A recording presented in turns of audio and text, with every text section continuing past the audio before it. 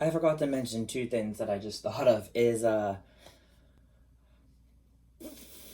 obviously being poor. Like I grew up very, very poor. My parents, we were middle class, but like we were poor in the sense that we never went on vacation. We went camping if we were lucky. And I mean sleeping on the ground, roughing it.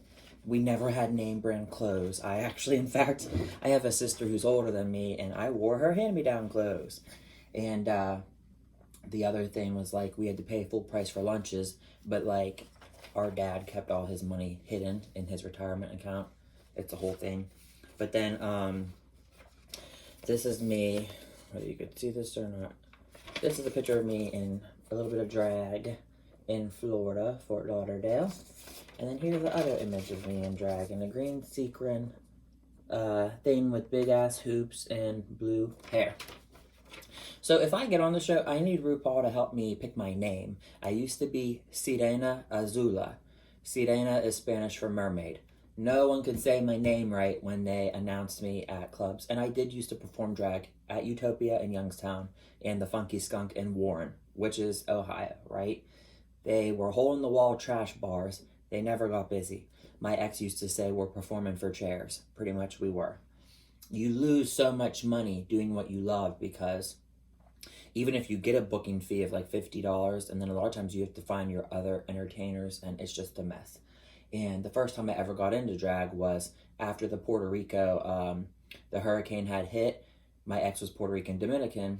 We did like a charity thing to try to raise money, because his family was involved with the church, but it was all kinds of a mess. We're not even going to go into there. But no one could say Sirena Azula. Azula is just like a color blue, and then, it was a cartoon avatar. But I used to call myself Lunatics. I love Luna Lovegood from Harry Potter, and I thought Lunatics Lovegood, it's almost like crazy people are good in bed, and that would be me. Because I'm a nymphomaniac if and when I have a partner. Like, I'm abstinent, celibate all the other times of my life. But, yeah. So then going back to, we were poor, we never had like a swimming pool or anything. Yeah, my parents let me do gymnastics, and they were like always ashamed and embarrassed that I did gymnastics or that I did art because I'm so feminine and queer and faggot and all these things. My parents said some just really ignorant, hurtful, rude stuff about gay people and queer culture and them not knowing anything about it. My mom, being a big George Michael's fan, had horrible stuff to say about him. And when she used to stub her toe, like rather than them curse and say goddamn shit fuck, like that's what they would say, like faggot. And it was just weird. Also, my mom always talked stuff about Queen and David Bowie and Prince and da da da da. We don't gotta get into that. But she's a fan. She's a fan of them. She loves them, but just, has an issue with me. But RuPaul always talks about, being introvert and masquerading as an extrovert. And like that is so me to a T. I relate to that on so many levels. People think because I'm talkative that I'm a social butterfly. And I'm not. I have so much anxiety and so much nervousness. It is the weirdest, craziest freaking thing in the world. Because then when you go do drag, that's not there. It's like it's on a whole other level. It's like adrenaline, and it's just crazy. It's so crazy because I even myself personally, when I came out, I used to never want to be dating a gay, feminine, flamboyant type of. I didn't want to be involved with drag at all. I was like anti-drag. I was like repulsed by drag, disgusted, grotesque, bleh. And here I am. Like, I miss it. I haven't done drag for a little while. As I told you, my belongings are in Hawaii. But I miss it so bad. It's kind of sort of like all I think about. Naomi Small said once, it's what gets her out of bed, This is the wig I have. And I used to make my own wigs because these ones I did not make. I'm just saying. I curled this one. This one come pin poker straight. I curled it, which I need to curl it better because look, there's a gap on the back. But yeah. And my aesthetic, I just like to be fishy and feminine. I have a lot of jumpsuits and bodysuits. I have a denim one. I have like a black leather jacket. I have lots of sequins, obviously. Like, I don't have really many leotards. I know a shit ton of drag queens got leotards. And y'all maybe would make fun of me. I do wear one of those stretchy waist trainer corset deals and a butt pad. But there's a lot of times that I'm lazy and I don't wear boobs. I have a booby bra, but it's in Hawaii. This is the Miss Slim waist belt, and this is like a butt pad. But I have really thick thighs. I have thick thunder thighs. Again, I used to be a gymnast, and thick thighs saves lives. Okay? And all I could say to you is I love to dance. I love to twerk. I love to belly roll. And when I watch the show, because I'm obsessed and I watch it all the time, RuPaul's Drag Race and All Stars, it's my favorite. I always see the contestants and they're so stiff. They're stiff standing around the tables. They're stiff at the workroom. They're stiff on the stage. I'm not saying like be loose and flaccid. That's not what I'm saying. I'm saying everyone looks uptight because everybody looks like so nervous and, you know, like anxiety, panic attack, like they're going to stroke out. If I was in the workroom, I know I'd be like, pow, pow, pow, pow. Oh, and I have dimples. I used to have two when I was a kid, but I had braces and shit. So people used to say I look like Mario Lopez. Also, people say I look like Pauly Shore. But yes, jiggle like jello, make that boy say hello, because they know I'm rocking the bee.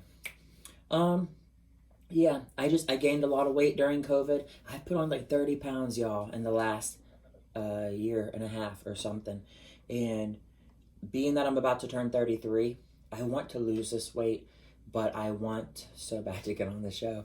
I want a reason to live life, like for real. I want to wake up and be excited and happy, and so much stuff about even Trixie Mattel. Like, I love her. I watch her thing, the Moving Parts documentary on Netflix. She gets a million, billion, trillion fan letters of people who anxiety, depression, suicide, and her comedy like pulled them out of it. And she reads the letters on the thing, and it's so morbid and depressing. It's like the martyr. But I can relate and I can know that, and thank God that I had the therapy that I had because it really helped me. Cognitive behavioral therapy, change your perception. You can't control other people, what they do to you, da da da. You can control yourself, how you react, how you respond, hold yourself accountable. And I thank God for RuPaul. Like, if I ever met, first of all, I've never even met a celebrity. I should have told you guys that. I'm poor. Like, we didn't go to concerts and we didn't go anywhere. I've never ever seen a celebrity. I don't know if I'd faint or fall over, or I don't even know, pass out. RuPaul's like on a whole other level. Like, he's not even just like a celeb, he's like a spiritual deity. I don't want to say he's like God, but like maybe Gandhi or something. I don't know. It's crazy weird. I just love watching him and hearing his stories, and he's so smart. He is a genius. He is a genius through and through. Everyone will talk about, oh, he's pretty, he's beautiful, he's gorgeous, he looks better than Wendy Williams, yada yada, so on and so forth. That's great, that's fine. But when I hear RuPaul talk, he's so smart. I think it's just his genius and intuition, and he's witty, but like, I wish you guys could know. I've had a million billion people always asking me like opinions about tops and bottoms and da da da da. And my family had a real bad issue when they found out that I did drag. My grandma on my mom's side, both my grandmas are alive, and I'm really close with both of them.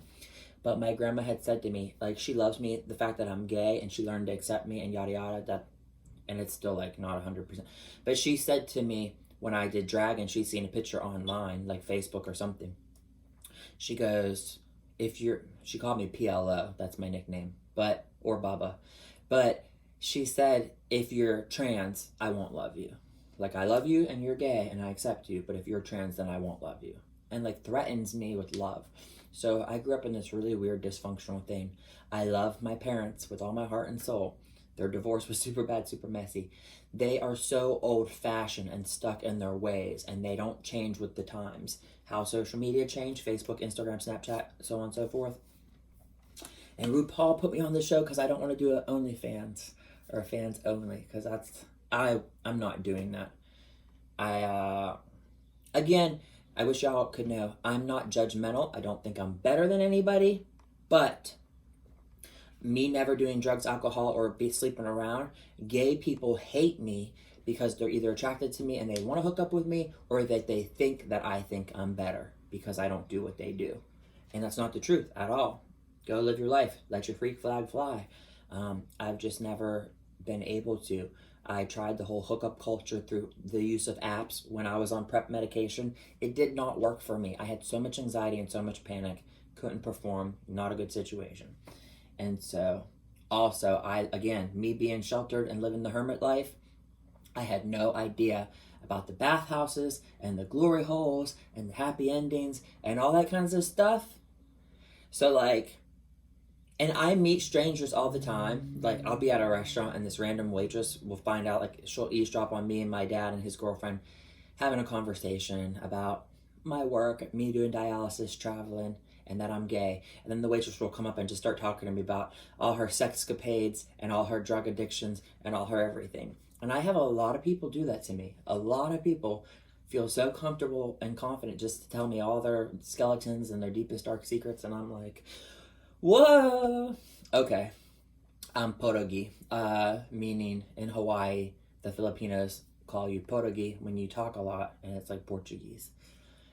I guess it's an insult. I don't know. I'm Polish or something. And yeah, I can do accents really good. So I haven't thought of like what I want to do for Snatch Game, but I'm really good with accents. I can do the, "Welcome to 7-Eleven. Would you like to buy a Slurpee?" Or I loved when RuPaul was on AJ the Queen and she goes, "Sorry, me late. Somebody park in me spot that don't supposed to fly." I loved that. Because in Florida, there's all these Jamaicans and they go, "Come, come, come." And they would say love, like me and Avery, we're going to go to Duffy's, and she'll say Duffy's, Duff. She'll say Duffy's. And they say, "What, sir?" Like, because Jamaica was owned by the English, like by England. And I'm Donna's Pickney. Everyone in Jamaica, the women are all called Donna, and Pickney means child, in case you didn't know. And Kaden said, basically, she doesn't say basically, it's basically, like extra syllables. I had a patient who said, "This chair is not comfortable." I said, "It's not a convertible? Mary." Okay, guys, bye.